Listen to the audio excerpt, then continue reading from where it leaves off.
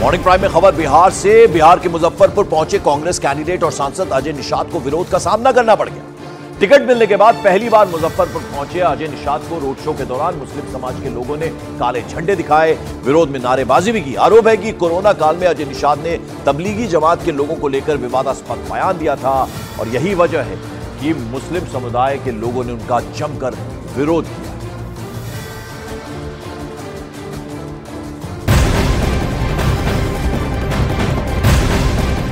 Morning prime में आगे बढ़ते हैं। तृणमूल कांग्रेस सांसद और ममता बनर्जी के भतीजे अभिषेक बनर्जी का बड़ा बयान सामने आया है। लोकसभा चुनाव के बीच अभिषेक बनर्जी ने दावा किया कि पश्चिम बंगाल बीजेपी के 10 बड़े लीडर्स उनकी पार्टी के संपर्क में हैं। इतना ही नहीं, अभिषेक बनर्जी ने यह भी कहा कि सही वक्त पर उन सभी बीजेपी नेताओं को तृणमूल कांग्रेस में शामिल कराया जाएगा और पश्चिम बंगाल से बीजेपी का सफाया होगा। ईडीर भय देखिए तापस रायके নিয়ে গেছে বিজেপি প্রার্থী নেই, তৃণমূল থেকে নিয়ে গিয়ে প্রার্থী করছে। আমি সঙ্গে সঙ্গে 48 ঘন্টার মধ্যে ওদের আরেকজন এমএলএ ভাঙিয়ে তৃণমূলে এখনো 10 জন লাইনে আছে।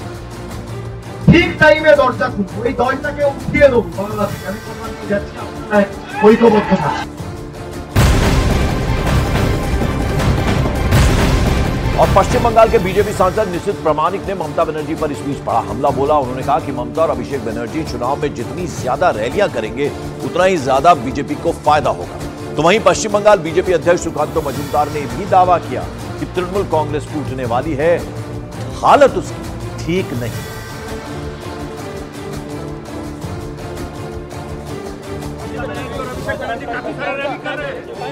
देखिए, जितना ज्यादा रैली ममता बनर्जी और अभिषेक बनर्जी करेंगे उतना ज्यादा वोट भारतीय जनता पार्टी का बढ़ेगा। लेकिन ये सच है कि टीएमसी की हालत ठीक नहीं है और पार्टी टूटने वाली है। लेकिन मुझे लगता है इस बार जनता दोनों हाथ से आशीर्वाद देने के लिए तैयार बैठा है मोदी जी को लोग आशीर्वाद देंगे और मोदी जी तीसरी बार के लिए प्रधानमंत्री बनेंगे। लोकसभा चुनाव की सरगर्मी जैसे जैसे आगे बढ़ रही है, गर्मी भी प्रचंड होती जा रही है और इस प्रचंड गर्मी का असर नेताओं और चुनावी रैलियों पर भी दिखने लगा है, नजर आने लगा है। महाराष्ट्र के यवतमाल में बीजेपी की एक रैली में उस वक्त हड़कंप मच गया जब रैली को संबोधित करने पहुंचे केंद्रीय मंत्री और नागपुर लोकसभा सीट से बीजेपी प्रत्याशी नितिन गडकरी बेहोश हो गए। इसके बाद एक बार फिर से चुनाव आयोग पश्चिम बंगाल की मुख्यमंत्री ममता बनर्जी के निशाने पर आ गया।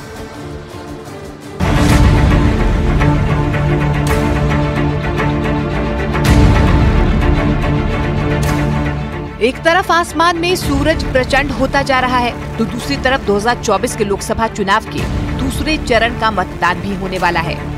जैसे जैसे चरण पास आते जा रहे हैं, राजनीतिक पार्टियां प्रचार भी तेज करती जा रही हैं। लेकिन भीषण गर्मी का असर न केवल रैलियों में उमड़ने वाली लोगों की भीड़ बल्कि एक के बाद एक रैलियां कर रहे राजनीतिक पार्टियों के स्टार प्रचारकों के लिए भी आफत बनती जा रही है। महाराष्ट्र के यवतमाल में उस वक्त अफरा तफरी मच गई जब एक रैली के दौरान केंद्रीय मंत्री और नागपुर लोकसभा सीट से बीजेपी उम्मीदवार नितिन गडकरी की तबीयत अचानक बिगड़ गई और वो बेहोश हो गए। ये घटना तब हुई जब वो एनडीए के उम्मीदवार राष्ट्रीय पाटिल के समर्थन में चुनावी रैली को संबोधित करने पहुंचे, जिसका वीडियो भी सामने आया जिसमें वो रैली को संबोधित करने के दौरान अचानक बेसुध हो गए। इसके बाद मंच पर मौजूद लोगों में हड़कंप मच गया। नितिन गडकरी के सुरक्षा कर्मियों और मंच पर मौजूद लोग उन्हें संभालते दिखे। हालांकि इस घटना के कुछ ही देर के बाद नितिन गडकरी ने सोशल मीडिया पर एक पोस्ट डालकर अपने स्वस्थ होने की जानकारी दी। उन्होंने अपनी पोस्ट में बेहोश होने की वजह गर्मी बताई। उधर भीषण गर्मी की वजह से नितिन गडकरी के मंच पर बेहोश होने की घटना पर पश्चिम बंगाल की मुख्यमंत्री ममता बनर्जी ने चुनाव आयोग पर निशाना साधा और एक बार फिर 3 महीने लंबे चुनावी कार्यक्रम को लेकर सवाल उठाए। हेलिकॉप्टर चढ़े आशा ওই হেলিকপ্টারটা একবার বসে দেখুন, আগুনে না ওটা আগুনের মতো জ্বলে আর ওখানে কোনো ঠান্ডা নেই, টোটাল লু বইছে। হেলিকপ্টারটা রৌদ্রে থাকা মানে মনে রাখবেন 50 ডিগ্রিতে আমায় আসতে হয় এবং ওখানে আগুন জ্বলছে, মাঠে আগুন জ্বলছে। এত তীব্র দহনের মধ্যে 3 মাস ধরে ইলেকশন কমিশন বিজেপিকে সন্তুষ্ট করবার জন্য মানুষকে কষ্ট দিয়ে 3 মাস ধরে ইলেকশন করছে। बीजेपी नेता नितिन गडकरी इससे पहले भी 2018 में महाराष्ट्र के अहमदनगर में कार्यक्रम के दौरान बेहोश हो गए थे। तब महाराष्ट्र के उस वक्त के राज्यपाल विद्यासागर राव भी मंच पर मौजूद थे। उन्होंने ही नितिन गडकरी को संभाला था। उस दौरान ये जानकारी सामने आई कि उनका शुगर लेवल कम हो गया था और उसी की वजह से उन्हें चक्कर आ गया था। बाद में उन्हें मिठाई खिलाकर पानी पिलाया गया था।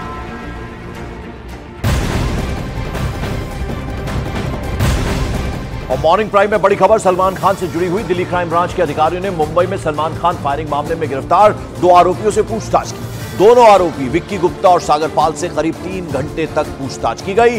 पुलिस ने फायरिंग मामले में 4 लोगों के खिलाफ मामला दर्ज किया है, जिसमें अनमोल बिश्नोई और लॉरेंस बिश्नोई भी आरोपी हैं।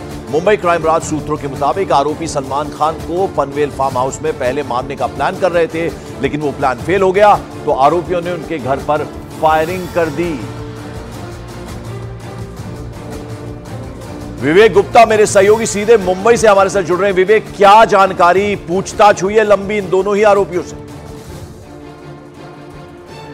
पंकज, देखिए आपको बताए जाएंगे कि बॉलीवुड एक्टर सलमान खान के फायरिंग मामले में जब से मुंबई क्राइम ब्रांच ने दोनों शूटर को पकड़ा है और लॉरेंस बिश्नोई के गैंग के लोग हैं, हर दिन नए नए खुलासे और बड़े खुलासे हो रहे हैं। अभी जो खुलासा हुआ है कि लॉरेंस बिश्नोई गैंग जो शूटर्स हैं वो सलमान खान को उनके पनवेल स्थित फार्म हाउस में टारगेट करने वाले थे। अब पूरा मामला लॉरेंस बिश्नोई से जुड़ा हुआ है, तो दिल्ली स्पेशल सेल के लोग भी, उनकी पूरी टीम कल मुंबई आई थी और मुंबई क्राइम ब्रांच के अधिकारियों के सामने उन्होंने दोनों शूटर जो सागर पाल और विक्की गुप्ता है उनसे तकरीबन 4 से 5 घंटे तक लगातार पूछताछ की है और वो कोशिश कर रहे थे कि जो लॉरेंस बिश्नोई की जो पूरी गैंग है वो किस तरह से ऑपरेट करता है, उन्हें दिल्ली में कौन सपोर्ट कर रहा था, हरियाणा में कौन सपोर्ट कर रहा था, क्योंकि लॉरेंस बिश्नोई गैंग है वो नॉर्थ इंडिया में हरियाणा, दिल्ली और पंजाब इन साइड पे बहुत ज़्यादा एक्टिव है और दिल्ली स्पेशल से लगातार लॉरेंस बिश्नोई गैंग पर काम करते रही है।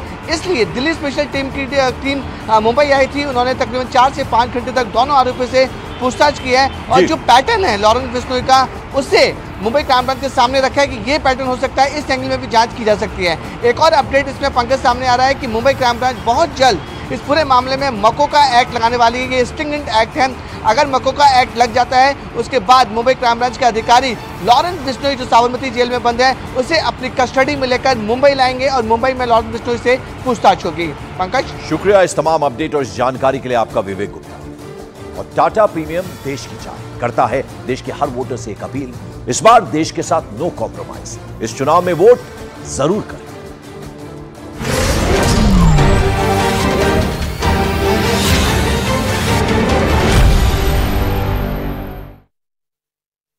देखिए कितना अच्छा चर्चा में बना रहा, जबकि वो अपने बयान में एनडीए को वोट देने की नहीं बल्कि एनडीए को वोट न करने की अपील कर रहे थे, या यूं कहें कि लोगों को पप्पू यादव को वोट करने से रोक रहे थे।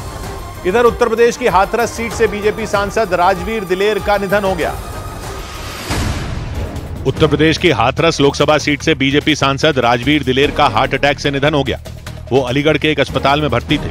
हाथरस में बीजेपी ने इस बार राजवीर दिलेर की टिकट काटकर अनूप वाल्मीकि को अपना उम्मीदवार बनाया है। सुप्रीम कोर्ट ने ईवीएम से वीवीपैट पर्चियों की मिलान के मामले में हुई सुनवाई के बाद अपना फैसला सुरक्षित रख लिया। इसके साथ ही कोर्ट ने टिप्पणी की कि संदेह के आधार पर फैसला नहीं दिया जा सकता। इससे पहले कोर्ट में ईवीएम के काम करने के तरीके पर चुनाव आयोग ने अपना पक्ष रखा।